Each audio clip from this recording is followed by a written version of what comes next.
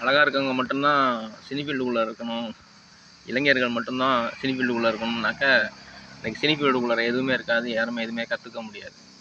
சீனியர்களை வச்சு தான் இன்றைக்கி உள்ள இளம் நடிகர்கள் நிறைய விஷயங்களை கற்றுக்குறாங்க.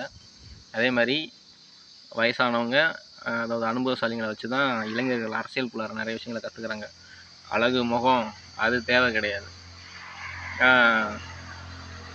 இந்த மாதிரி விஷயங்கள்லாம், அதாவது உருவ கேலி பண்ணுறதெல்லாம் கொஞ்சம் நிறுத்துங்க.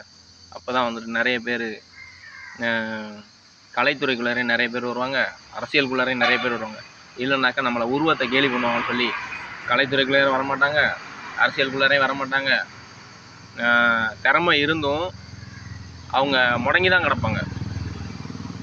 அதாவது திறமை இருக்குது, ஆனால் வெளியில் வந்தால் என்னை வந்து உருவத்தை கேலி பண்ணுவாங்க அப்படின்னு சொல்லிட்டு அவங்கெல்லாம் வந்துட்டு அரசியல் பண்ண வர மாட்டாங்க, கலைத்துறைக்குள்ளாரையும் எதுவுமே வர மாட்டாங்க, செய்ய மாட்டாங்க.